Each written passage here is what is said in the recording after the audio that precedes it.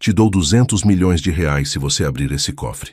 Foi isso que um bilionário disse para sua faxineira depois de flagrá-la mexendo em documentos que provavam que ele era responsável pela morte do marido dela.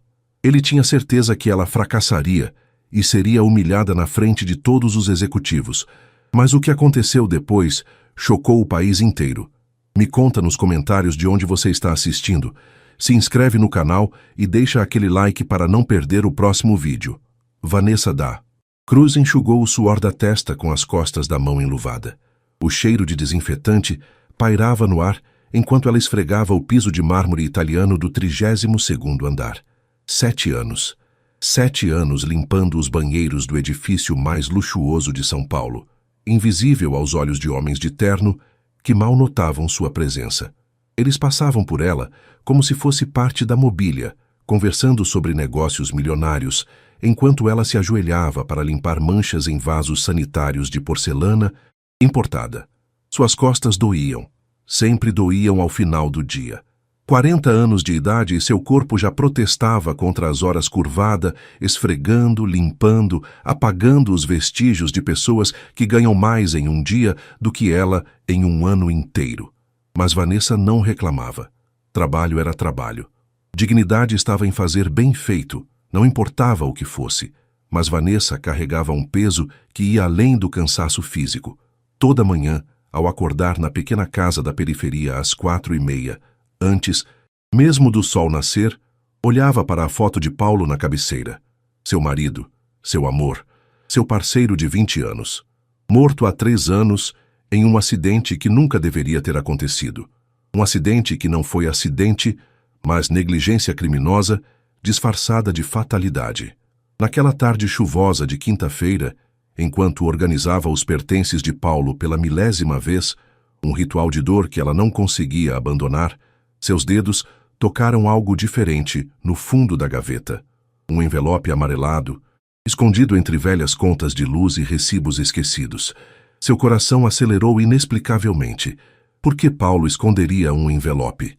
Suas mãos tremeram ao abri-lo. A cola estava seca, quebradiça. O papel dentro estava levemente amarelado pelo tempo, mas as palavras impressas ainda eram nítidas, acusadoras, devastadoras.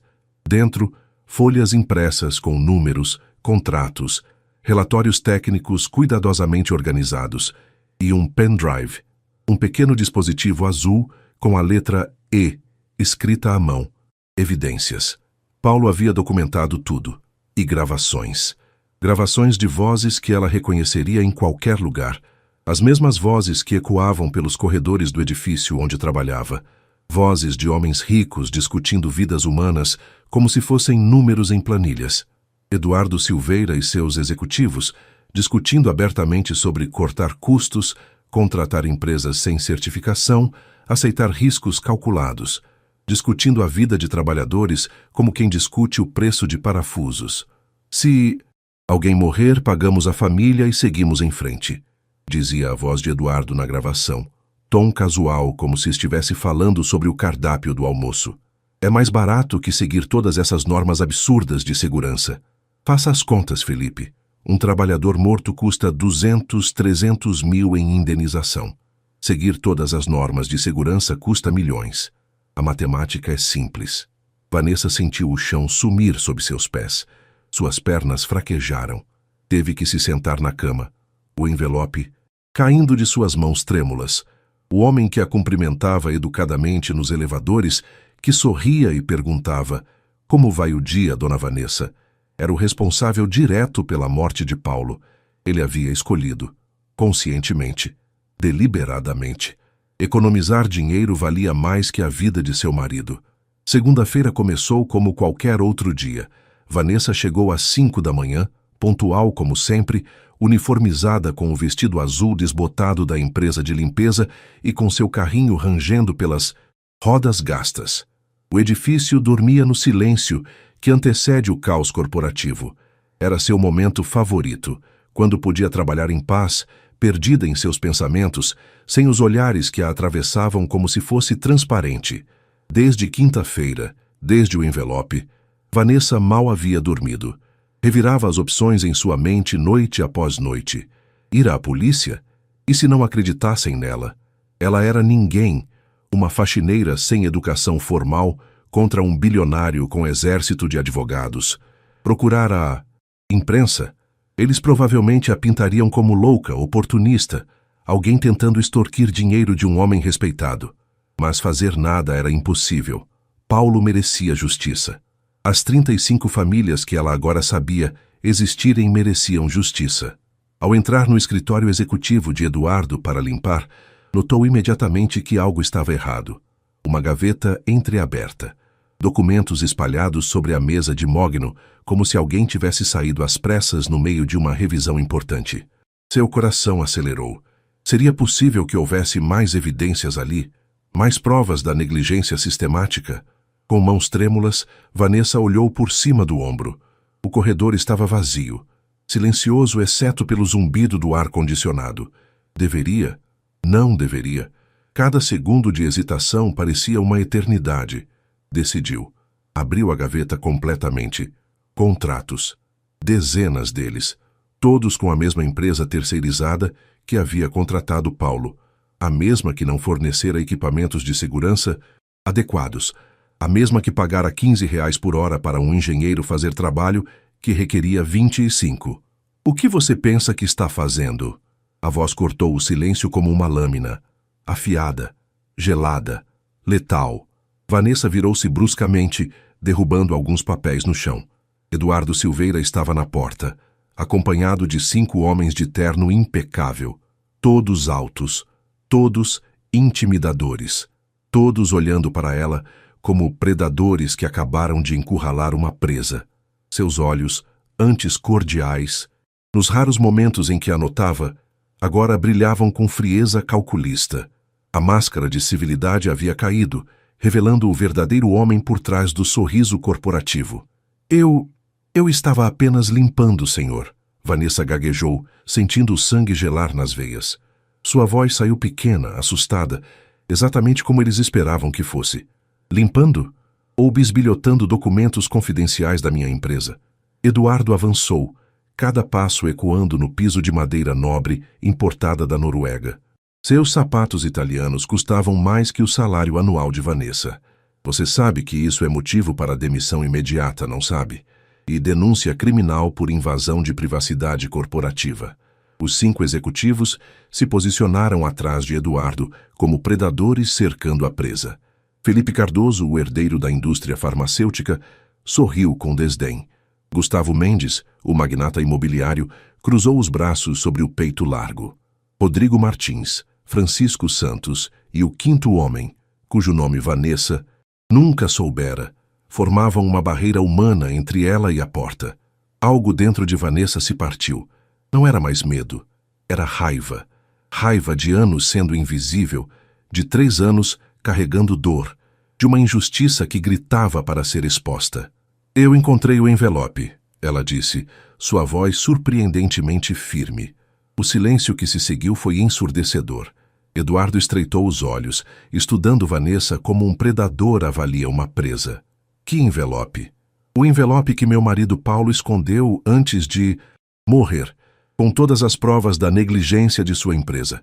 As gravações onde você e seus executivos discutem abertamente sobre aceitar riscos com vidas humanas. Os contratos falsificados com empresas sem certificação. Os relatórios técnicos que foram adulterados. Tudo. A cor drenou do rosto de Eduardo. Por um breve segundo, apenas um segundo, sua máscara de controle escorregou, revelando pânico genuíno. Felipe deu um passo à frente, músculos tensos sob o terno italiano, mas o bilionário o deteve com um gesto firme de mão. A mente de Eduardo trabalhava rapidamente. Vanessa podia ver as engrenagens girando atrás daqueles olhos escuros que agora evitavam os dela. Onde estão essas supostas provas? Perguntou Eduardo, recuperando a compostura com a facilidade de alguém acostumado a esconder verdades inconvenientes. Sua voz voltou ao tom controlado, quase entediado. Em lugar seguro, onde vocês nunca encontrarão, em múltiplas cópias, em servidores na nuvem, com instruções para serem divulgadas caso algo aconteça comigo. Mentira. O envelope original estava debaixo do colchão em sua casa. As cópias digitais existiam, mas Vanessa mal sabia acessá-las adequadamente. Mas Eduardo não precisava saber disso. Tudo o que ela tinha agora era blefe. E ela tinha que fazer esse blefe funcionar. Gustavo bufou. Ela está mentindo, Eduardo. Olhe para ela. Está tremendo. Não tem nada. É só mais uma viúva desesperada tentando conseguir dinheiro. Desesperada. Vanessa sentiu a raiva fervendo. Meu marido está morto por causa de vocês. Paulo tinha 38 anos. Tínhamos planos. Íamos finalmente comprar uma casa. Queríamos ter filhos. E vocês tiraram tudo isso dele. De nós. Por quê? Para economizar alguns milhares de reais em equipamento de segurança? Negócios, disse Rodrigo friamente. É assim que o mundo funciona. Risco calculado. Seu marido assinou contrato sabendo dos riscos. Riscos? Vanessa praticamente gritou, surpreendendo até a si mesma. Vocês criaram os riscos. Contrataram empresas sem certificação. Forneceram equipamentos inadequados. Falsificaram inspeções de segurança. O silêncio que se seguiu era denso, sufocante. Os 5 executivos trocaram olhares. Francisco limpou a garganta nervosamente. Até o 5º executivo, normalmente impassível, parecia desconfortável. O bilionário caminhou até a janela, contemplando a cidade que se estendia infinitamente abaixo. São Paulo acordava.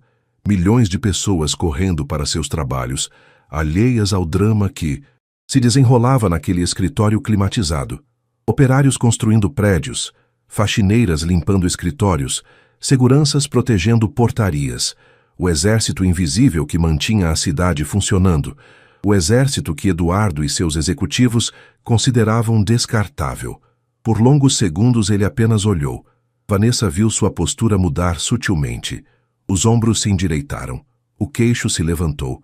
Quando ele se virou, havia um sorriso cruel formando-se em seus lábios, o sorriso de alguém que acabara de encontrar solução para um problema irritante. Muito bem, senhora Cruz, disse Eduardo, virando-se lentamente, saboreando cada palavra. Vou lhe fazer uma proposta, um desafio se preferir. Algo que satisfará meu senso de entretenimento. Vanessa sentiu um arrepio na espinha. Havia algo profundamente errado na expressão de Eduardo. Era o olhar de alguém que estava prestes a se divertir às custas de outra pessoa. Vê aquele cofre ali? Eduardo apontou para um cofre gigantesco na parede lateral, preto como ônix, imponente como uma fortaleza, com uma fechadura digital que piscava em vermelho ameaçador.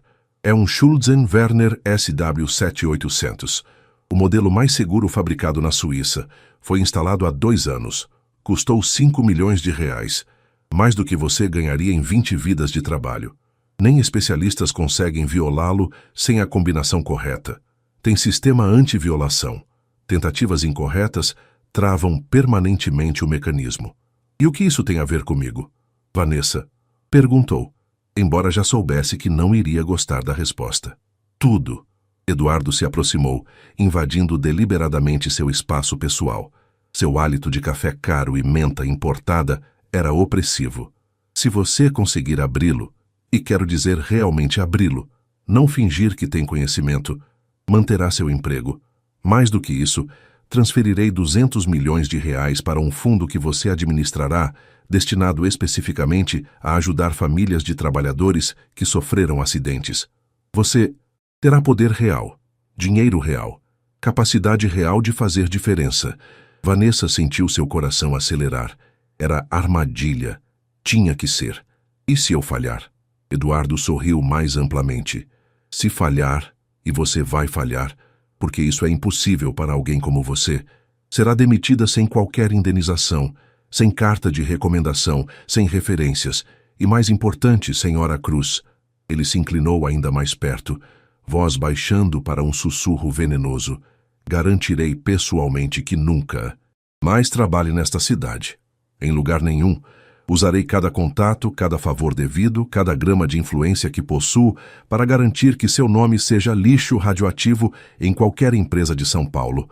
Você será indigente, na rua, mendiga, como sempre deveria ter sido. E as evidências que tenho? Vanessa forçou sua voz a permanecer firme. Sobre isso, Eduardo fez sinal para Felipe, que puxou o celular e mostrou uma foto. A casa de Vanessa. Sua pequena casa na periferia, com 2 homens, de terno na frente. Meus advogados já estão preparando liminar alegando que qualquer evidência que você afirma ter foi obtida ilegalmente. Roubo de propriedade intelectual, invasão de privacidade corporativa. Se você tentar usar isso, será você processada criminalmente. Você irá para a prisão, não eu. As pernas de Vanessa quase falharam. Eles tinham pensado em tudo. Claro que tinham. Eram predadores experientes e ela era apenas uma presa confusa. Os 5 executivos explodiram em gargalhadas. Isso é hilário. Felipe limpou lágrimas de tanto rir, dobrando-se teatralmente. Uma faxineira abrindo um cofre suíço é a melhor piada que ouvi em anos, melhor que qualquer comédia que vi recentemente. Gustavo apontou para as mãos de Vanessa com desdém mal disfarçado. Olhem para essas mãos calejadas, mãos que só servem para esfregar privadas, para recolher lixo, para fazer o trabalho sujo que ninguém mais quer fazer. E ele acha que essas mãos vão decifrar tecnologia de ponta suíça? Tecnologia que custou 5 milhões de reais, por favor. É como pedir para um macaco pilotar um avião. Ela mal deve saber escrever o próprio nome, zombou Rodrigo, provocando nova onda de risos que ecoavam cruelmente pelo escritório. Provavelmente assina documentos com um X e vai abrir um cofre que engenheiros especializados levariam dias para violentar. Que ridículo! Francisco, o mais velho dos executivos, balançou a cabeça com falsa piedade, que era ainda mais insultante que o deboche aberto dos outros. Pobre coitada, nem sabe a humilhação que está prestes a sofrer. Será destruída, quebrada, e depois esquecida, como deveria sempre ter sido. Invisível, como sempre foi. O 5º executivo, cujo nome Vanessa nunca soubera, riu alto. Minha empregada doméstica tem mais chances de resolver equações de física quântica do que essa aí de abrir aquele cofre. Isso vai ser entretenimento melhor que qualquer show da Broadway. Vanessa apertou os punhos tão forte que suas unhas cravaram. Nas palmas. Cada palavra era uma agulhada. Cada risada um tapa na cara. Cada olhar de superioridade uma negação de sua humanidade. Eles a viam como menos que humana, como mobília, como nada. Como algo descartável, substituível, irrelevante. Mas então, algo mudou dentro dela. A humilhação começou a se transformar. Não em raiva cega, mas em determinação fria. Eles estavam tão confiantes, tão arrogantes, tão absolutamente certos de sua superioridade inerente. Eduardo levantou a mão, silenciando os executivos como um maestro controlando uma orquestra. Então, senhora Cruz, aceita o desafio ou prefere entregar as supostas provas e encerrarmos essa farsa ridícula? Podemos resolver isso civilizadamente. Você some da minha vista, some da minha empresa, e eu esqueço que você existe, como sempre deveria ter sido. Vanessa olhou para o cofre. Era intimidador, uma fortaleza de aço e tecnologia. Impossível, absurdo. Ela não tinha treinamento, não tinha conhecimento técnico. Mas então lembrou-se de Paulo, das noites em que ele chegava cansado de seus trabalhos como consultor de segurança nos fins de semana, de como ele a ensinou que todo sistema tem vulnerabilidades. Vanessa, ele costumava dizer, segurança não é sobre força, é sobre entender como as coisas funcionam. Eu aceito, disse ela, surpreendendo a si mesma. Os executivos riram ainda mais alto. Eduardo sorriu satisfeito. Ele havia garantido seu entretenimento matinal e, mais importante, uma forma de humilhar completamente aquela mulher que ousara ameaçá-lo. Excelente. Você tem 15 minutos. O relógio começa agora. Vanessa aproximou-se do cofre com pernas trêmulas. As gargalhadas dos executivos ecoavam em seus ouvidos como corvos grasnando, mas ela forçou-se a bloqueá-las. Precisava pensar. Precisava lembrar. Precisava honrar tudo que Paulo havia lhe ensinado. Fechou os olhos por um momento, transportando-se para 3 anos antes. Paulo, sentado à mesa da cozinha desgastada de sua pequena casa, laptop aberto, apesar do cansaço visível em seus olhos, após um dia inteiro de trabalho. Ele ainda reservava energia para ensinar, para compartilhar, para prepará-la, mostrando-lhe slides sobre sistemas de segurança, diagramas complicados, especificações técnicas. Amor, por que está me ensinando isso? Ela havia perguntado, servindo café requentado em canecas desemparelhadas. Nunca vou precisar saber sobre cofres e sistemas de segurança. Sou faxineira, não engenheira. Porque conhecimento é poder, Vanessa. Paulo havia segurado sua mão com firmeza, olhando profundamente em seus olhos com uma intensidade que ela não entendera na época. E porque nunca sabemos quando precisaremos dele. O mundo não é justo. Pessoas como nós, pessoas que trabalham duro, que fazem o certo, às vezes precisamos de ferramentas para nos defender. E conhecimento é a melhor ferramenta. Paulo havia sido tão insistente, quase obsessivo.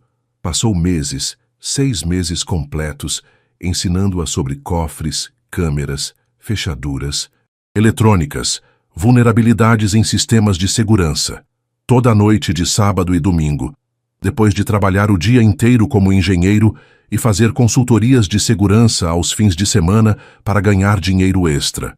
Na época, ela achou estranho, preocupante até. Por que essa urgência em ensinar uma faxineira sobre tecnologia de segurança de ponta? Agora, finalmente entendia. Ele estava preparando-a. Ele tinha o envelope. Ele sabia que algo poderia acontecer. E estava garantindo que, se acontecesse, ela teria armas para lutar de volta. 10 minutos, Senhora Cruz, anunciou Eduardo, verificando seu Rolex de ouro que custava mais que a casa de Vanessa. Seu tom era de diversão pura, já saboreando a vitória humilhante que estava por vir. Vanessa examinou o cofre cuidadosamente, bloqueando tudo ao redor. Os risos, os comentários cruéis, o ar-condicionado gelado, tudo desapareceu. Só existia ela e o cofre. E Paulo, sussurrando em sua memória. Schultzen Werner. Modelo. Ela se aproximou para ler a placa lateral, limpando a poeira com o dedo. WST 800. Seu coração disparou violentamente no peito. Conhecia esse modelo. Paulo havia mostrado especificamente esse modelo. Havia passado 2 horas inteiras explicando suas vulnerabilidades. Esse aqui, a voz de Paulo ecoou em sua memória tão claramente que era como se ele estivesse ali ao seu lado. Tem uma falha crítica que a empresa Schultzen Werner nunca admitiu publicamente. Eles negam até hoje. Mas existe. O código mestre de fábrica permanece ativo, mesmo depois de ser reprogramado pelo proprietário.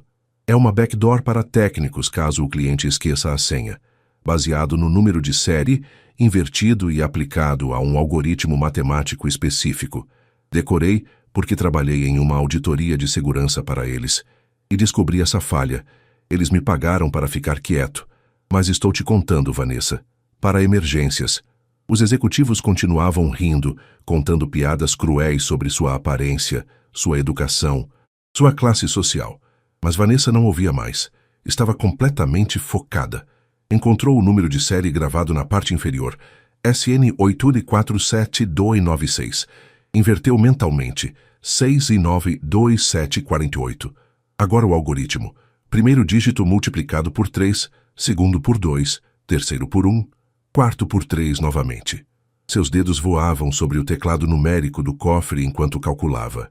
5 minutos, disse Eduardo, o sorriso começando a vacilar enquanto observava a concentração de Vanessa. Os dedos de Vanessa tremiam sobre o teclado numérico. Um erro e tudo estaria perdido. Não haveria segunda chance. O sistema anti-violação garantia isso. 3 tentativas incorretas e o cofre travaria permanentemente, requerendo desbloqueio na fábrica na Suíça. Eduardo provavelmente já estava preparando a celebração de sua humilhação final. Respirou fundo, visualizando os números na mente.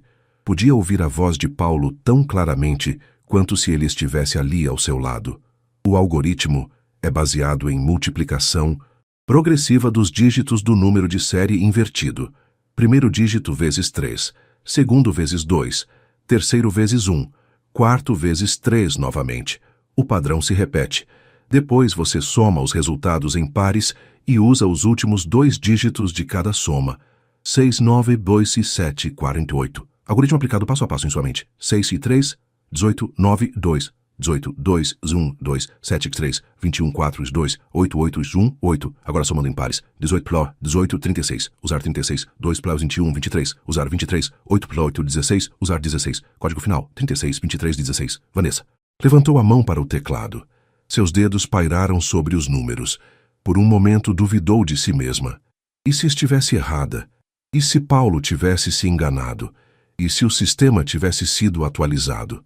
5 minutos, disse Eduardo, o sorriso começando a vacilar enquanto observava a concentração anormal de Vanessa. Ele esperava pânico, desespero, talvez lágrimas. Não essa determinação fria e calculada. Felipe percebeu também. Eduardo, ela está levando isso a sério demais. Devemos parar isso. Antes que... Cale a boca, cortou Eduardo. Mas havia incerteza em sua voz pela primeira vez. Vanessa bloqueou tudo. Os sussurros nervosos, as respirações pesadas, o zumbido do ar-condicionado, até seu próprio medo. Havia apenas ela, o cofre e a memória de Paulo guiando suas mãos. Digitou lentamente. 3, 6. Pausa. Seu dedo pairou sobre o botão de Enter antes de continuar. Traço. 2, 3. Pausa novamente. Os executivos haviam parado completamente de rir. Todos observavam, hipnotizados, enquanto aquela simples faxineira trabalhava no cofre com confiança que desafiava toda lógica. Traço. 1, 6. Cada toque do botão ecoava no silêncio súbito que havia tomado conta da sala. Vanessa podia sentir 6 pares de olhos perfurando suas costas. Podia sentir o peso da história. Não apenas sua, mas de 35 famílias, 112 crianças órfãs, incontáveis futuros destruídos. O último dígito. Vanessa pressionou Enter. Por um segundo que pareceu uma eternidade, nada aconteceu. O visor continuou vermelho, pulsando como um coração batendo. Eduardo começou a sorrir novamente, alívio inundando seu rosto. Felipe abriu a boca para soltar mais um deboche cruel. Então, o visor piscou. 1 vez, 2 vezes. Vermelho, amarelo, verde.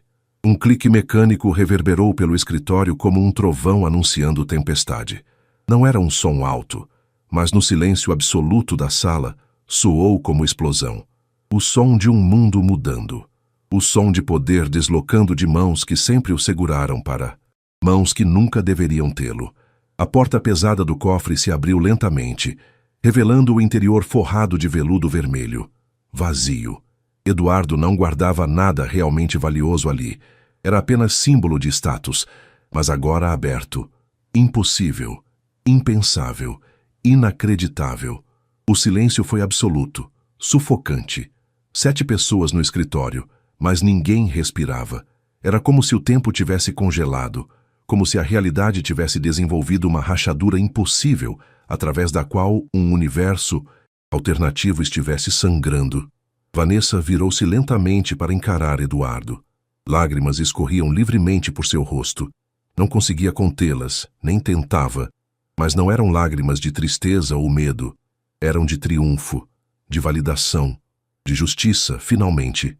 Finalmente encontrando caminho através da escuridão. Eram lágrimas por Paulo, que havia planejado isso, que havia preparado ela, que estava morto, mas ainda lutando através dela. Isso não é possível, gaguejou Felipe, seu rosto pálido como papel de escritório. Suas mãos tremiam, fazendo seu Rolex de ouro tilitar contra o botão de punho de platina. Isso simplesmente não é possível. Ela trapaceou. Tem que ter trapaceado. Alguém a ajudou. Alguém deu o código.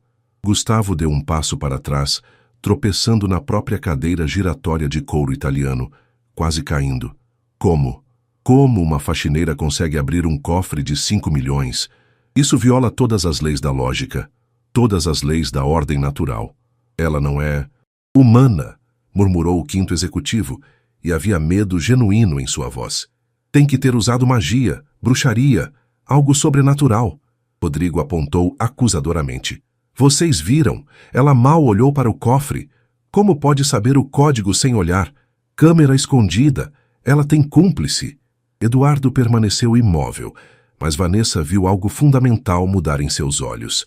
O desprezo havia evaporado, a arrogância havia derretido. O que restava era medo.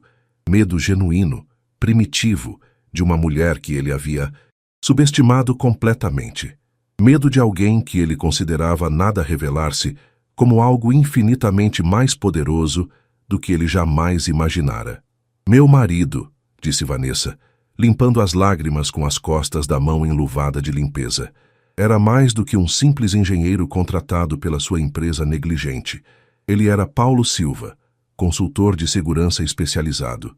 Trabalhou para bancos, para empresas de tecnologia, para governos. Auditava sistemas de segurança dos mais complexos. E nos fins de semana, quando vocês pensavam que ele estava apenas desesperado por dinheiro extra, ele estava de fato documentando cada falha, cada vulnerabilidade, cada mentira de vocês. Ela deu um passo em direção aos executivos, que recuaram instintivamente. A faxineira invisível havia se transformado em algo que eles não conseguiam compreender. Ele me ensinou tudo o que sabia, cada noite durante 6 meses, porque Paulo sabia, ele sabia, que vocês eram perigosos, que vocês iriam atrás dele, eventualmente, que homens como vocês nunca permitem que verdade inconveniente sobreviva. Então ele me preparou. Me deu armas que vocês nunca imaginariam que eu pudesse ter. Francisco afundou em uma cadeira, a arrogância completamente drenada. Meu Deus, ele planejou tudo. Mesmo sabendo que poderia morrer, ele planejou sua própria vingança póstuma. Não vingança, corrigiu Vanessa, voz quebrando. Justiça. Paulo queria justiça. Para ele, para os outros 34 antes dele, para todos que viriam depois se vocês não fossem parados. Eduardo se aproximou do cofre aberto, olhando para o interior vazio como se fosse um abismo que pudesse tragá-lo. Suas mãos, normalmente tão firmes ao assinar contratos de milhões, tremiam visivelmente. Então, lentamente, como homem derrotado aceitando sentença de morte, virou-se para Vanessa. Você venceu, Senhora Cruz, disse ele, cada palavra parecendo arrancar-lhe pedaços da alma. Sua voz era oca, vazia, a voz de alguém que acabara de perder tudo que definia sua existência. 200 milhões, conforme prometido. Serei homem de palavra nisso, pelo menos. Mas o olhar em seus olhos dizia claramente algo muito diferente. Isso não acabou. Você pode ter vencido esta batalha, mas a guerra apenas começou. E eu tenho recursos, poder e crueldade que você nem imagina. Vanessa viu, compreendeu. E pela primeira vez desde que abrira o cofre, sentiu medo verdadeiro infiltrando-se através de seu triunfo. Homens como Eduardo não aceitam derrota. Eles contra-atacam, e quando contra-atacam, destroem completamente. 3 dias se passaram, 3 dias de silêncio ensurdecedor. Vanessa não retornou ao edifício, mas o silêncio a deixava cada vez mais nervosa. Eduardo era um homem de palavra? Ou estava planejando algo sinistro nas sombras, movendo peças em um tabuleiro que ela nem sabia que existia? Durante esses 3 dias, Vanessa mal dormiu. Cada barulho na rua fazia seu coração disparar. Cada carro desconhecido estacionado perto de sua casa parecia ameaçador. Cada toque de telefone, e havia muitos, todos de números desconhecidos que ela não atendia, sentia como prenúncio de desastre. Na quarta-feira à noite, enquanto preparava o jantar solitário, macarrão instantâneo, a única coisa que seu estômago embrulhado conseguia tolerar, seu telefone tocou novamente. Número desconhecido. Ela quase não atendeu, mas algo a fez apertar o botão verde. Alô, Senhora Cruz? Meu nome é Carolina Silveira. Sou filha de Eduardo Silveira e advogada, especializada em direito corporativo. A voz era feminina, educada, mas havia urgência nela que fez Vanessa congelar. Precisamos conversar, urgentemente. Sua vida pode depender disso. Vanessa sentiu o estômago revirar violentamente. Sobre o quê? Sobre a tempestade que está prestes a cair sobre você. Meu pai e os executivos não aceitarão essa humilhação. Eles estão planejando destruí-la de maneiras que você nem imagina. E tenho evidências de tudo. Encontraram-se em um café discreto no centro, longe tanto do bairro de Vanessa, quanto dos locais frequentados pela elite de São Paulo. Carolina escolheu mesa no canto mais escuro, de costas para a parede, onde poderia ver todas as entradas. Paranoia, ou precaução necessária.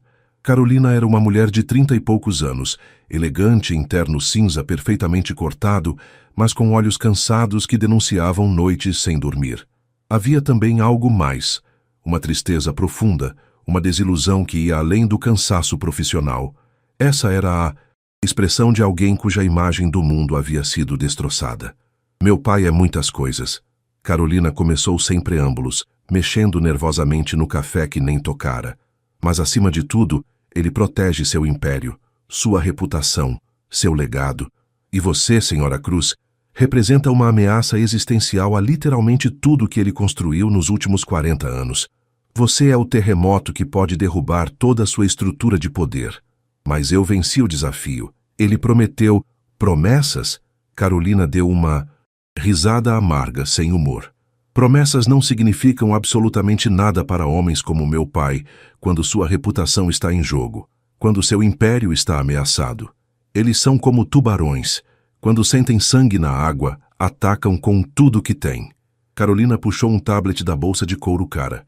Olhe isso e prepare-se porque vai ser brutal.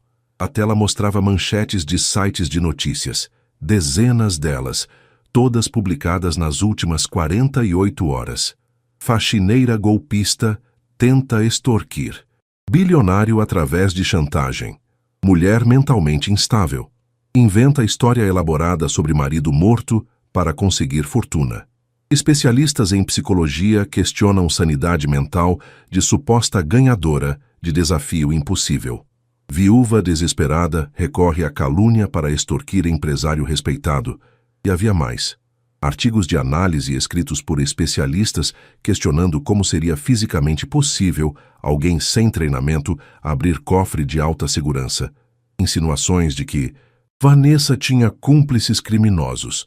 Especulações sobre conexões com organizações criminosas especializadas em roubo. Vanessa sentiu náusea subindo pela garganta. Isso é... Eles estão mentindo descaradamente, completamente. Cada palavra é fabricação. Claro que estão mentindo. Mas veja, Carolina deslizou para mostrar mais artigos. Os 3 principais sites de notícias. Todos publicaram versões dessa história. Sites respeitados, com jornalistas reconhecidos assinando as matérias. Pessoas que jamais escreveriam algo assim sem verificar fatos. Então, como Felipe, Gustavo e Rodrigo orquestraram tudo, gastaram fortunas, roubaram as evidências originais da sua casa enquanto você estava no mercado ontem. Sim, invadiram sua casa, conseguiram mandado baseado em alegações falsas, fabricaram denúncias criminais falsas em seu nome, pagaram quantias obscenas a jornalistas que estão endividados ou desesperados, contrataram especialistas para desacreditá-la em cada frente possível. As mãos de Vanessa tremiam tanto que quase derrubou sua própria xícara de café. Como você sabe disso tudo? Por que está me contando? Carolina desviou o olhar, fixando-se na janela onde São Paulo pulsava em sua rotina caótica. Porque meu pai me pediu para preparar a defesa legal, toda a estratégia. Ele queria que eu fosse a arquiteta da sua destruição. E eu fiz o que sempre faço. Pesquisei, investiguei, revisei cada documento, cada evidência, cada gravação que eles têm escondida em cofres digitais. Ela virou-se de volta e Vanessa viu lágrimas nos olhos da advogada. E quando vi os documentos reais, quando ouvi as gravações verdadeiras que eles mantêm em servidores protegidos, percebi que meu pai é um monstro verdadeiro que destruiu dezenas de vidas por pura ganância. E que você, Senhora Cruz, é a única pessoa corajosa o suficiente para enfrentá-lo. Por que está me contando isso? Vanessa repetiu, precisando entender. Você é filha dele, herdeira de toda essa fortuna. Por que trair seu próprio pai? Carolina fechou os olhos por um longo momento. Quando os abriu novamente, havia resolução ali que não existia antes. Porque Paulo Silva não foi a única vítima. Longe disso. Pesquisei exaustivamente. Contratei investigadores particulares usando minha própria conta bancária, não as da empresa. Acessei arquivos que meu pai pensava estar seguros. E descobri... Ela pausou, voz quebrando. Descobri que nos últimos 10 anos, 35 trabalhadores morreram em projetos negligenciados pela empresa do meu pai. 35. Não foram acidentes. Foram assassinatos corporativos. E cada família foi paga para ficar quieta. 200 mil aqui. 300 mil ali. Quantias que parecem enormes para pessoas pobres, mas são centavos para meu pai. As lágrimas caíram livremente pelo rosto de Vanessa. Ela já sabia sobre os 35 das gravações de Paulo, mas ouvir confirmação, ver a dor no rosto da filha do responsável, tornava tudo mais real, mais devastador. 35 famílias, 35 pais que nunca voltarão para casa, 112 crianças, eu contei cada uma, que cresceram sem seus pais. Esposas viúvas, maridos viúvos, pais que enterraram filhos. Tudo porque meu pai decidiu que lucro valia mais que vida humana. Carolina abriu uma pasta no tablet. Fotos, dezenas de fotos. Homens sorrindo ao lado de famílias. Homens em uniformes de trabalho. Homens que pareciam exatamente como Paulo. Trabalhadores honestos, tentando ganhar a vida dignamente. Roberto Oliveira, 43 anos. Eletrocutado porque não forneceram isolamento adequado nos cabos. Deixou esposa Teresa e 3 filhos. Empresa pagou 200 mil reais. Carolina deslizava as fotos, cada uma punhalada. André Santos, 28 anos. Caiu de andaime que não estava devidamente ancorado. Mãe Márcia recebeu 300 mil e assinou acordo de confidencialidade. Foto após foto, história após história. Cada uma mais dolorosa que a anterior. Cada uma representando vida destroçada, futuro roubado, justiça negada. Por que elas aceitaram o dinheiro? Vanessa perguntou, não julgando, apenas tentando entender. Porque estavam desesperadas, porque precisavam enterrar seus mortos com dignidade. Porque tinham contas para pagar, filhos para alimentar. Porque homens como meu pai aparecem com advogados intimidadores e fazem parecer que aceitar o acordo é a única opção. Carolina limpou suas próprias lágrimas. E por que tiveram medo? Medo de que lutar contra bilionário resultasse em ainda mais perda. Mas agora elas têm você, uma de vocês que não aceitou ser silenciada, que não aceitou ser invisível, que abriu o maldito cofre impossível e provou que pessoas comuns podem ser extraordinárias. Carolina segurou as mãos de Vanessa através da mesa. E se você concordar, eu quero reunir todas essas famílias, dar-lhes voz, fazer coletiva de imprensa onde finalmente podem contar suas verdades, onde podem se unir contra os monstros que destruíram suas vidas. Carolina apresentou um plano arriscado, uma coletiva de imprensa onde Vanessa revelaria tudo, as evidências, os nomes, as mortes encobertas. Seria sua única chance de virar o jogo. Mas você disse que eles roubaram minhas provas, argumentou Vanessa. Roubaram as originais, mas Paulo era inteligente. Ele fez cópias digitais e enviou para um servidor seguro. Levei semanas, mas consegui acesso. Carolina mostrou um pendrive. Tudo está aqui. A coletiva foi marcada para segunda-feira, em um hotel no centro. Vanessa mal dormiu no fim de semana. Cada sombra parecia uma ameaça. Cada barulho, um perigo iminente. Quando chegou ao hotel, a sala de conferências estava lotada. Jornalistas, câmeras, microfones. E lá, nas primeiras filas estavam eles, Felipe, Gustavo e Rodrigo, com sorrisos confiantes. Eles sabem que estamos vindo, murmurou Vanessa para Carolina. Claro que sabem. Meu pai tem espiões em todos os lugares, mas não sabem o que temos. Vanessa subiu ao palco, pernas bambas. Os flashes das câmeras eram cegantes. Começou a falar, mas sua voz saiu trêmula, insegura. Meu nome é Vanessa da Cruz. Meu marido Paulo morreu há 3 anos devido à negligência criminosa de... Mentira! Felipe levantou-se bruscamente. Essa mulher está inventando histórias para extorquir dinheiro da família Silveira. Murmúrios se espalharam pela plateia. Vanessa sentiu o controle escorregando. Gustavo se levantou também. Tenho aqui laudos psiquiátricos provando que a Senhora Cruz sofre de delírios persecutórios. Ela precisa de ajuda, não de um microfone. Rodrigo acenou para um homem de jaleco branco na terceira fileira. Doutor Mendonça, especialista em traumas, pode confirmar que casos como esse são comuns após perdas. Pessoas criam narrativas fantasiosas para lidar com a dor.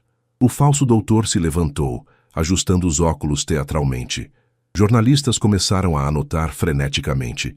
Vanessa viu sua credibilidade desmoronando em tempo real. Carolina apertou seu ombro. Calma, ainda não acabou. Mas parecia que sim. Felipe controlava a sala agora, pintando Vanessa como uma viúva mentalmente perturbada, manipulada por pessoas querendo prejudicar Eduardo Silveira. Então, as portas da sala se abriram. Uma mulher entrou. Cabelos grisalhos puxados em coque simples, roupas modestas mas dignas, mãos segurando bolsa puída como se fosse âncora, mantendo-a conectada à realidade. Depois outra, mais jovem, com cicatrizes de dor gravadas ao redor dos olhos. E outra, esta acompanhada por filho adolescente cuja expressão mostrava raiva antiga e profunda. E mais outra, e mais, e mais.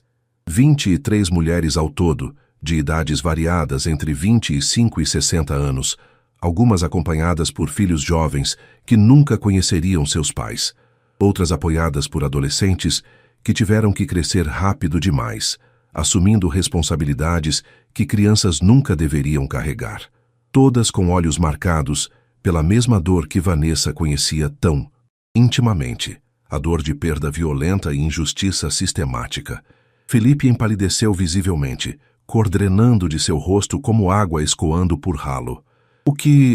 Quem são essas pessoas? Isso é invasão. Chamem segurança. Mas nenhum segurança veio. Carolina havia garantido isso. A primeira mulher subiu ao palco com dignidade silenciosa. Cabelos grisalhos tremendo levemente, mãos tão trêmulas que quase derrubou o microfone que Vanessa lhe entregou. Mas quando falou, sua voz saiu firme, cada palavra, carregada com anos de dor reprimida, finalmente encontrando liberação. Meu nome é Teresa Oliveira. Tenho 52 anos. Trabalho como cozinheira em restaurante popular. Meu marido Roberto morreu há 5 anos em uma obra da Silveira Construções. Ele tinha 43 anos. Tinha sonhos. Ia se aposentar em 5 anos. Queríamos comprar um terreno no interior, plantar hortaliças, criar galinhas. Sonhos simples, sonhos honestos. Sua voz quebrou, mas ela continuou. Roberto foi eletrocutado porque não forneceram isolamento adequado nos cabos elétricos.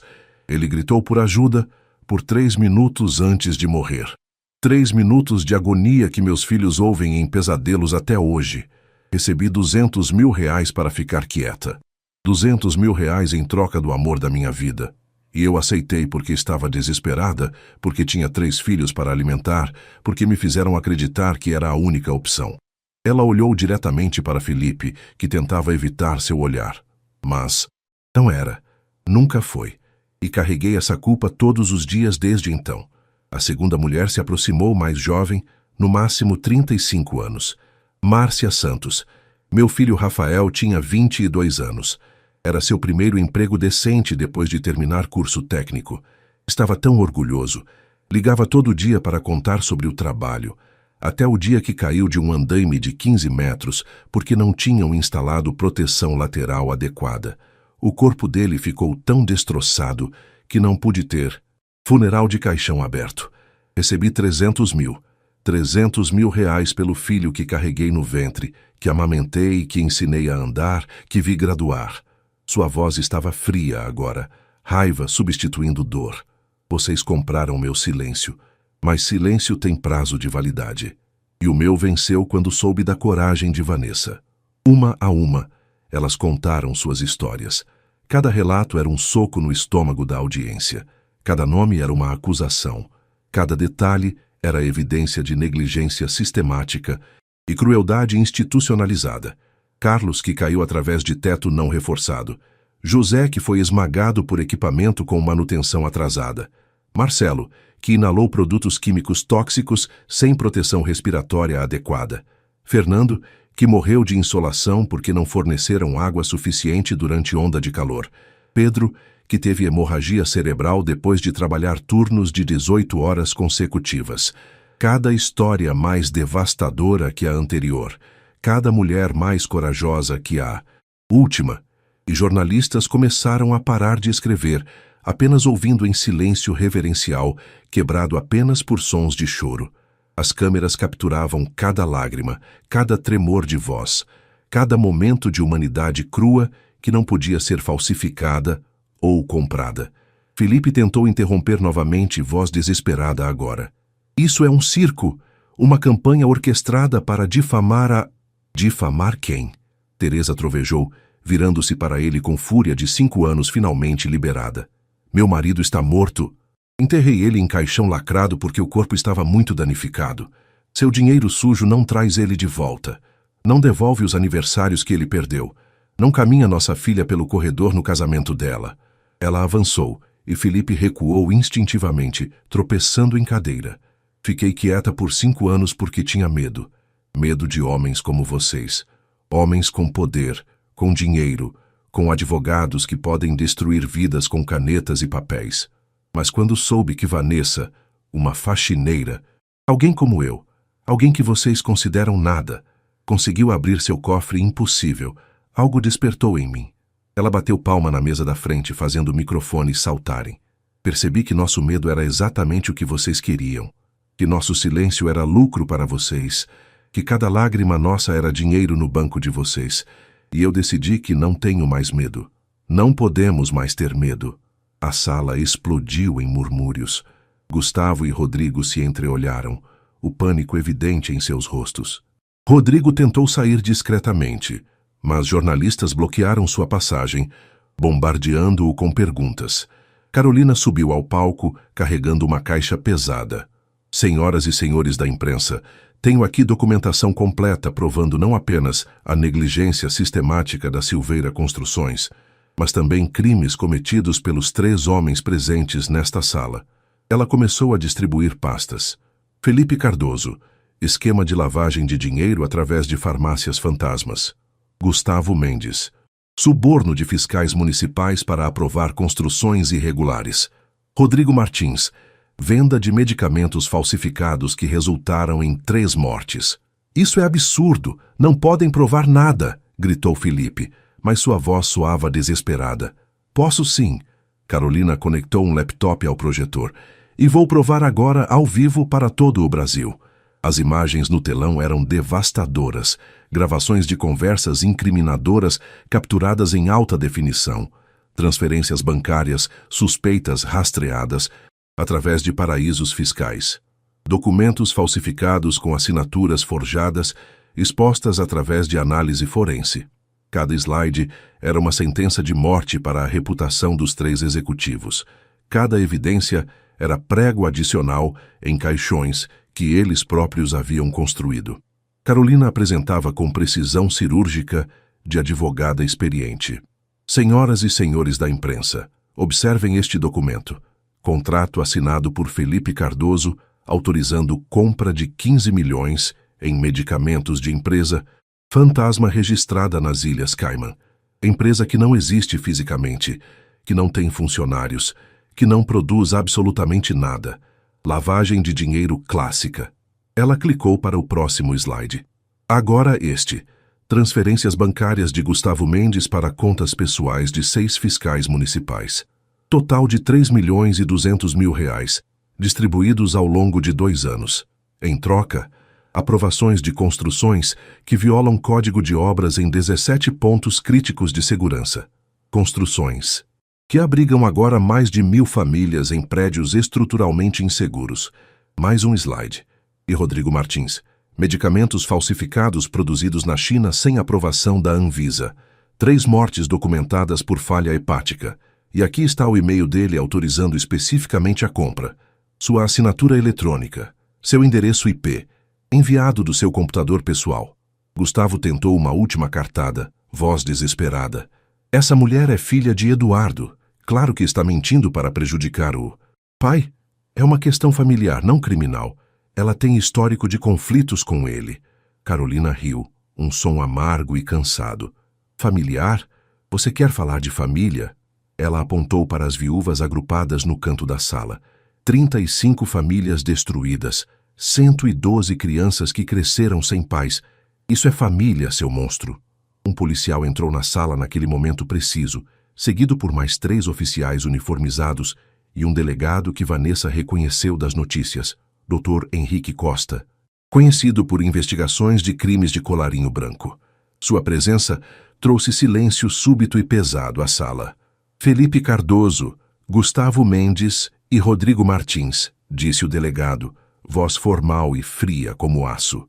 Estão presos por suspeita de múltiplos crimes, incluindo homicídio culposo, lavagem de dinheiro, corrupção ativa, falsificação de documentos e formação de quadrilha. Vocês não podem me prender aqui, ao vivo na televisão. Isso é violação de direitos, difamação pública, berrou Felipe. Mas havia pânico genuíno em sua voz agora. Não era mais o executivo arrogante.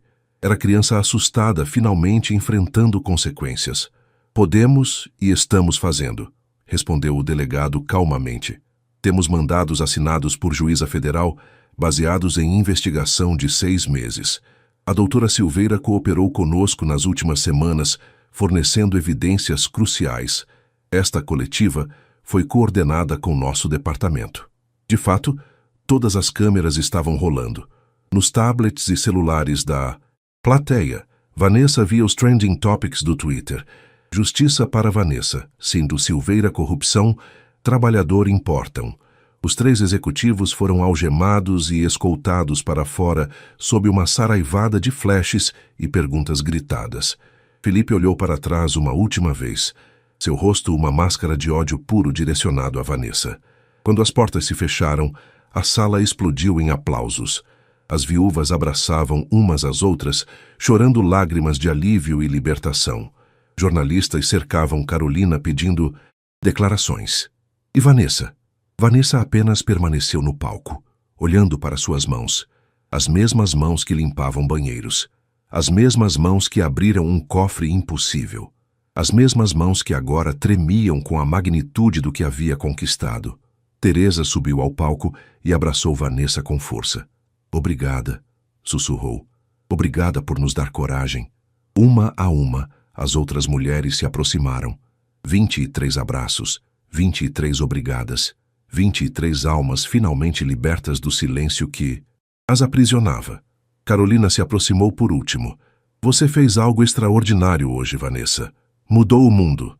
Não, Vanessa respondeu, olhando para as mulheres ao seu redor. Nós mudamos, juntas. Os dias seguintes foram um furacão. A história se espalhou como fogo em floresta durante a estação seca. Cada jornal, do mais popular ao mais elitista, cada canal de TV, das emissoras abertas às pagas, cada site de notícias, dos tradicionais aos blogs independentes, todos cobriam o escândalo. Silveira obsessivamente. Era o assunto dominante em todas as conversas. No metrô, nos elevadores, nas mesas de jantar de todo o país. As ações da empresa Silveira Construções despencaram 87% em 2 semanas. Investidores institucionais fugiram como ratos abandonando navio afundando. Clientes cancelaram contratos no valor de 400 milhões de reais. Projetos foram paralisados. Funcionários foram demitidos aos milhares. Vítimas colaterais da ganância de seus chefes. Eduardo Silveira não apareceu na coletiva de imprensa, claro. Homens como ele nunca aparecem quando a maré vira. Mas não conseguiu se esconder por muito tempo. A pressão era imensa demais. Protestos em frente ao prédio de sua empresa. Hashtags exigindo sua prisão. Políticos aproveitando o momento para propor leis mais rígidas de segurança trabalhista. 2 semanas depois da coletiva, flanqueado por um exército de advogados, 10 ao todo, cada um custando milhares de reais por hora, ele se entregou às autoridades. As imagens correram o país. Eduardo Silveira, o magnata intocável, sendo levado algemado para a delegacia. Não havia arrogância agora, apenas cansaço profundo e derrota. Francisco Santos fez o mesmo no dia seguinte. Homem de 65 anos, veterano do mundo corporativo, chorando abertamente enquanto era processado. Perdi minha alma, ele disse aos repórteres. Perdi minha humanidade perseguindo números em planilhas. O julgamento midiático foi implacável. Detalhes sórdidos emergiram, diariamente como pus de ferida infectada. Mais vítimas apareceram, não apenas de acidentes de trabalho, mas de esquemas de suborno, evasão fiscal que totalizava centenas de milhões, poluição ambiental deliberada que destruiu rios e florestas. O Império Silveira era podre até o núcleo, e cada camada removida revelava mais decomposição. Vanessa se viu no centro de um ciclone impossível de imaginar apenas um mês antes. Jornalistas acampavam literalmente na porta de sua pequena casa. Teve que contratar segurança particular. Ironia que não passou despercebida, a faxineira agora protegida por seguranças. Convites para entrevistas chegavam aos montes. Fantástico, Profissão Repórter, Roda Viva, até programas internacionais queriam sua história. Editoras ofereciam contratos de livro com adiantamentos de milhões. Políticos queriam usá-la como símbolo em campanhas por reformas trabalhistas. Era exaustivo, esmagador. Às vezes, Vanessa acordava de madrugada, desorientada, sem saber se tudo era real ou sonho febril. Mas então olhava para a foto de Paulo e lembrava. Isto era real e era necessário. Cada entrevista dolorosa, cada aparição pública exaustiva, cada vez que tinha que reviver o trauma, tudo era necessário para garantir que nenhuma outra família sofresse como ela sofreu. Mas também era necessário, não apenas para ela, mas para 35 famílias, para milhões de trabalhadores, para um país que finalmente estava prestando atenção às vidas invisíveis que sustentam tudo.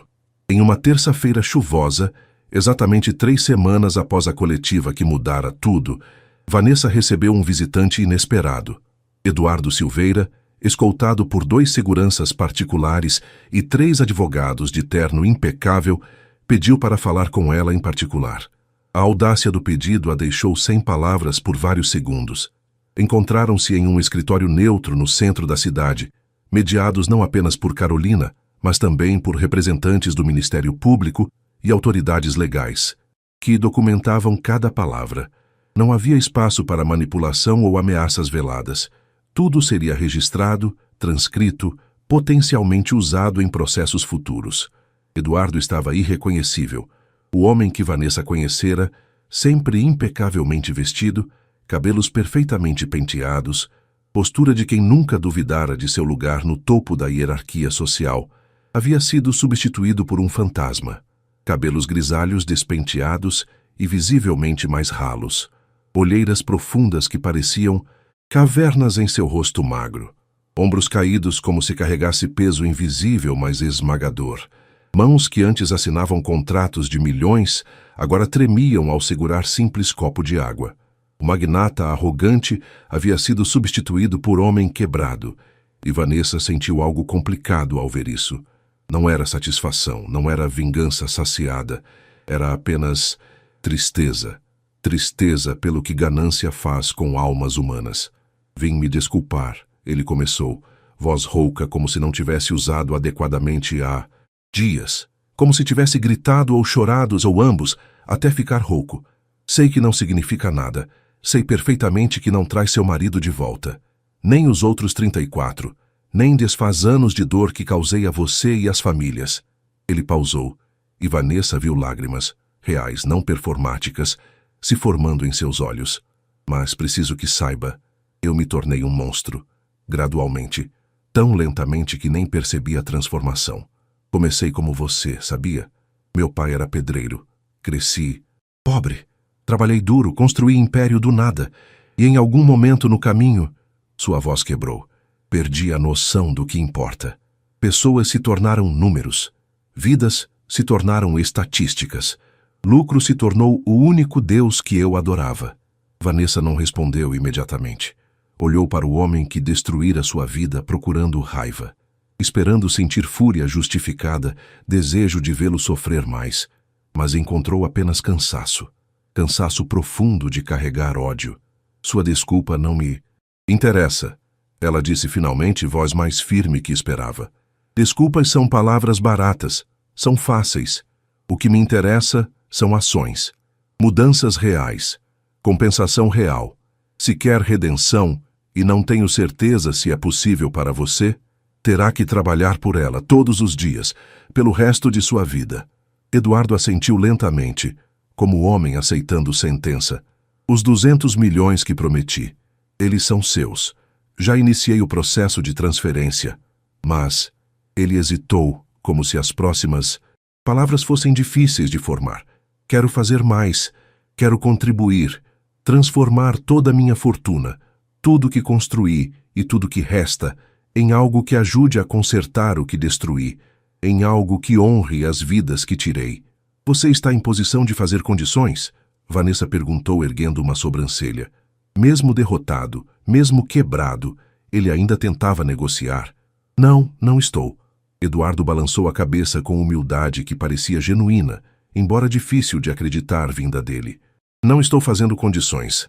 Estou suplicando.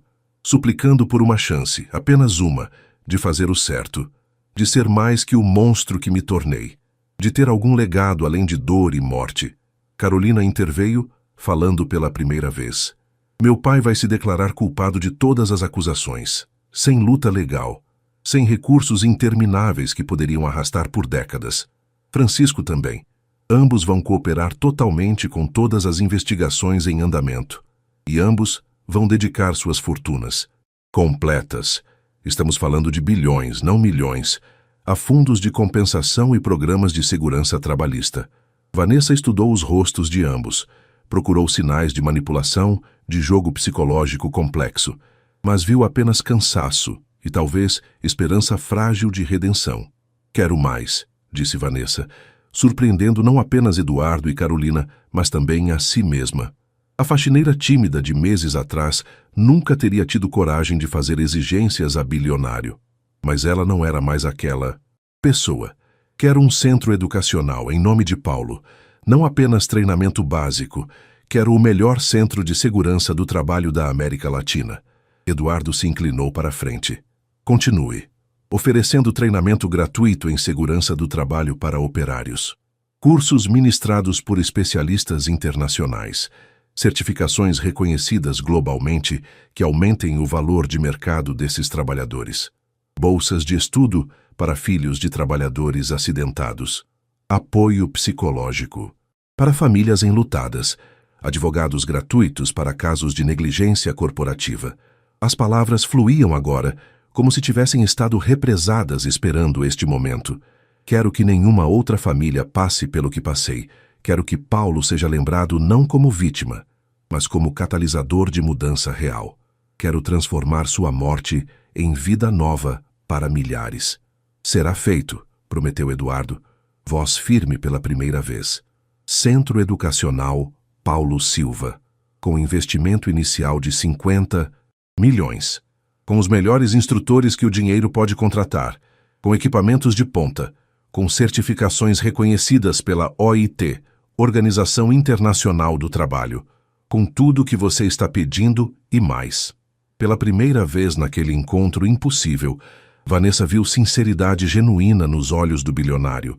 Não absolveu seus crimes, não apagou décadas de ganância e crueldade, mas reconheceu sua humanidade quebrada, tentando se remontar, peça por dolorosa peça. 6 meses depois, o Centro Educacional Paulo Silva abriu suas portas. Um complexo moderno na zona leste de São Paulo, equipado com laboratórios, salas de treinamento, biblioteca especializada. Tudo gratuito para trabalhadores. Vanessa foi nomeada diretora executiva do Programa de Assistência às Famílias. De faxineira a executiva, uma jornada que teria parecido impossível um ano antes.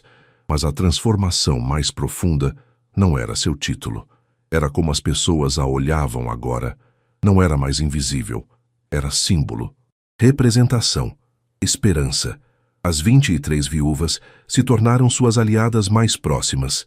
Juntas, criaram uma rede de apoio que se espalhou por todo o país. Cada mulher que perdera alguém para negligência corporativa agora tinha um lugar para ser ouvida, ajudada, validada. Teresa se tornou porta-voz do grupo. Márcia gerenciava os programas educacionais. Outras assumiram papéis em advocacia, aconselhamento, ativismo político. Felipe, Gustavo e Rodrigo foram condenados a penas de prisão substanciais. Suas fortunas foram confiscadas e redistribuídas. Felipe perdeu o controle da empresa farmacêutica, que foi reestruturada sob supervisão governamental. Gustavo viu seus empreendimentos imobiliários serem auditados e multados. Rodrigo enfrentou processos de famílias afetadas por medicamentos falsificados. Eduardo e Francisco receberam penas menores devido à cooperação, mas perderam tudo o que importava para eles: reputação, respeito, legado. Eduardo agora vivia em um apartamento modesto, trabalhando como consultor voluntário em programas de ética empresarial. Francisco dedicava suas manhãs ensinando jovens empreendedores sobre responsabilidade social. Não era vingança, era justiça restaurativa. Uma tarde, Vanessa recebeu uma carta. Sem remetente, caligrafia elegante. Dentro, uma única frase: "Você me salvou do monstro que eu havia me tornado. Obrigado por me lembrar de minha humanidade. I.S." Vanessa dobrou a carta cuidadosamente. Não a descartou. Guardou-a em uma gaveta especial junto com a foto de Paulo. Símbolos de uma jornada, de dor para a cura, de destruição para a reconstrução. Carolina visitava frequentemente, tornando-se não apenas aliada, mas amiga verdadeira. Juntas, planejavam expandir o centro para outras cidades: Brasília, Rio, Belo Horizonte. O legado de Paulo cresceria como ondas em um lago. "Você já pensou em escrever um livro?" Carolina perguntou durante um café. "Sobre o quê?" "Sobre tudo. Sua história. Nossa história. Para que outros saibam que mudança é possível." Vanessa sorriu. "Talvez. Mas primeiro temos trabalho a fazer." Um ano após a coletiva de imprensa que mudara tudo, uma cerimônia especial foi organizada. Não em salões luxuosos ou auditórios corporativos, mas no cemitério onde Paulo Silva estava enterrado. 35 famílias se reuniram, cada uma carregando uma muda de planta. Carolina sugeriu jabuticabeiras, árvores nativas brasileiras que produzem frutos doces direto do tronco, simbolizando força que vem de dentro. Vanessa liderou a cerimônia, mas não como palestrante, como participante igual. Cada família plantou uma árvore sobre o túmulo de seu ente querido, 35 árvores formando um bosque memorial. Eduardo e Francisco estavam presentes, mantendo distância respeitosa. Não foram convidados a plantar, mas permitidos a testemunhar. Parte de sua penitência era observar o que haviam destruído e o que estava sendo reconstruído. Quando chegou a vez de Vanessa, ela ajoelhou-se diante do túmulo de Paulo. A terra estava úmida da chuva matinal. Suas mãos, ainda calejadas, sempre cavaram o buraco com delicadeza. "Paulo", ela sussurrou, "você me preparou para isso sem que eu soubesse. Me deu ferramentas não apenas para abrir cofres, mas para abrir possibilidades, para abrir futuros, para 35 famílias, para centenas de trabalhadores que agora recebem treinamento seguro, para um país que finalmente está prestando atenção." Colocou a muda na terra, cobriu as raízes, com cuidado. Seu legado não é morte, é vida. Sempre foi. Teresa se aproximou, ajoelhando-se ao lado de Vanessa. Depois Márcia. Depois todas as outras mulheres. 35 viúvas de mãos dadas, formando um círculo ao redor das mudas recém-plantadas. O vento soprou suavemente, balançando as folhas jovens. Pássaros cantaram. O sol atravessou as nuvens, iluminando o cemitério com luz dourada. Carolina filmava tudo com seu celular, não para publicidade, mas para a memória, para a lembrança do dia em que morte se transformou em vida nova. "Vocês veem aquilo?" Teresa apontou para uma das mudas. Uma pequena flor branca havia brotado na ponta de um galho. "É cedo demais para flores", murmurou Márcia. "Jabuticabeiras levam anos para florescer." Mas ali estava, pequena, delicada, impossível, como tudo que haviam conquistado. Vanessa tocou a flor gentilmente. "Não é cedo demais. É exatamente na hora certa." Eduardo assistia de longe, lágrimas escorrendo livremente. Francisco ao seu lado, cabeça baixa em vergonha e respeito. Ao final da cerimônia, algo extraordinário aconteceu. As famílias convidaram Eduardo e Francisco a se aproximarem. Não para abraços ou perdão precipitado, mas para reconhecimento mútuo de humanidade compartilhada. "Vocês destruíram", disse Teresa, voz firme, "mas estão tentando consertar. Isso não apaga o passado, mas talvez, apenas talvez, construa um futuro melhor." Era isso. Não final feliz simplista, mas complexidade real, dor reconhecida, justiça buscada e sementes plantadas para crescimento futuro. 2 anos após aquele dia fatídico no escritório de Eduardo, dia que parecia ter acontecido em outra vida, em outro universo, Vanessa retornou ao edifício pela primeira vez. Não como faxineira invisível com carrinho de limpeza rangendo, mas como palestrante convidada VIP para evento corporativo nacional sobre ética e responsabilidade social empresarial. O contraste era tão surreal que ela teve que parar no saguão por um momento, apenas absorvendo a transformação. O auditório de 1000 lugares estava completamente lotado. CEOs de empresas Fortune 500, diretores de corporações multinacionais, gerentes de recursos humanos, consultores de ética empresarial, jornalistas de veículos de comunicação importantes. Até representantes da ONU estavam presentes. Pessoas que 2 anos atrás nem notariam sua presença se ela estivesse limpando o chão ao lado deles. Agora, pendiam de cada palavra que ela pronunciava. Sobrevivência não é vergonha. Vanessa, começou, sua voz ecoando pelos alto-falantes de última geração. Voz que antes mal era ouvida, agora amplificada para 1000 pessoas. Durante 7 anos, sobrevivi limpando banheiros.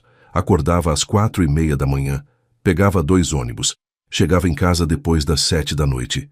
Alimentei minha família com esse trabalho honesto. Paguei minhas contas. Mantive minha dignidade. Ela pausou, permitindo que as palavras penetrassem.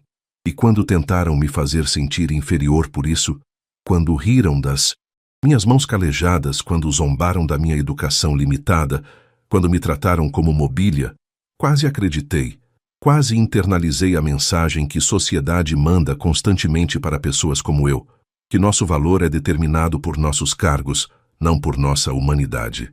Ela olhou para a plateia silenciosa, fazendo contato visual com rostos em diferentes sessões. Mas meu marido Paulo me ensinou algo crucial. Conhecimento é poder. Não o conhecimento que vem de diplomas caros ou escolas de elite frequentadas pela classe alta.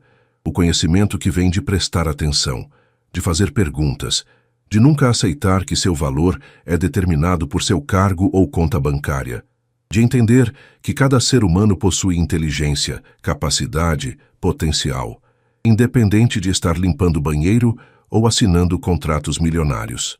No fundo do auditório, Carolina assistia com orgulho visível. Ao lado dela, Teresa, Márcia e outras representantes do coletivo de viúvas, agora formalmente registrado como organização não governamental reconhecida internacionalmente.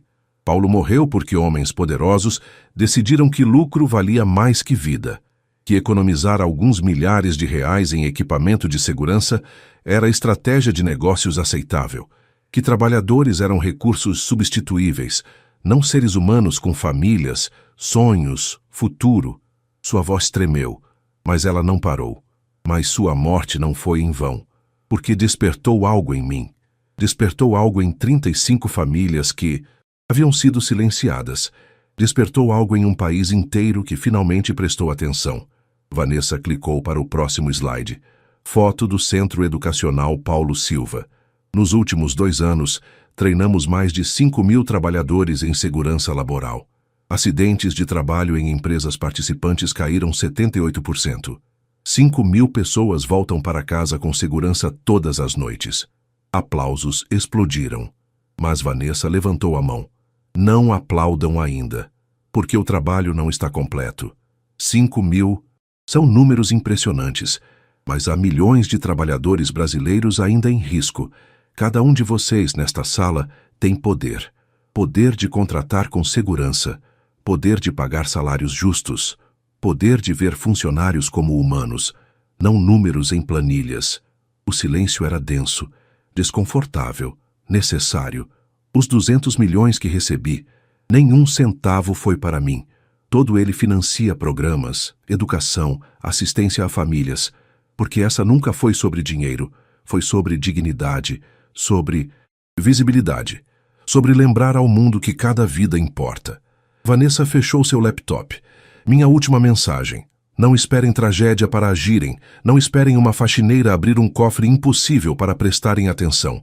Façam o certo agora, hoje, porque amanhã pode ser tarde. A ovação foi estrondosa. Mas Vanessa não se curvou nem sorriu para a plateia. Simplesmente acenou com a cabeça e desceu do palco. Nos corredores, Teresa a alcançou. Você foi perfeita. Não, fui honesta. É diferente. Saíram do edifício juntas, parando no saguão onde Vanessa costumava guardar seu carrinho de limpeza. O espaço agora exibia uma placa. Centro de Recursos para Funcionários. Todos são bem-vindos. Mudamos o mundo, Vanessa, Teresa disse suavemente. Não, apenas iluminamos o que sempre esteve lá, a verdade. E a verdade sempre foi que cada pessoa, não importa seu trabalho, merece respeito, segurança e dignidade. Lá fora, o sol se punha sobre São Paulo. A cidade pulsava com vida. Milhões de histórias, milhões de lutas, milhões de pessoas invisíveis fazendo o mundo funcionar. Vanessa pensou em Paulo, na jabuticabeira sobre seu túmulo que agora dava frutos, em como sementes minúsculas criam árvores poderosas, dado tempo e cuidado. Ela não era mais faxineira, não era mais invisível. Era Vanessa da Cruz, defensora, educadora, símbolo de que mudança é possível quando pessoas comuns encontram coragem extraordinária. Seu telefone vibrou. Mensagem de Carolina. Mais 3 empresas querem implementar nossos programas de segurança. O legado cresce. Vanessa sorriu. O trabalho continuava. Sempre continuaria. Mas agora não estava sozinha. Tinha exército de vozes antes silenciadas, agora gritando verdades que não podiam mais ser ignoradas. Olhou para suas mãos, ainda calejadas. Sempre seriam, mas agora via beleza nelas. Força, história. Eram mãos que limparam banheiros e abriram cofres impossíveis.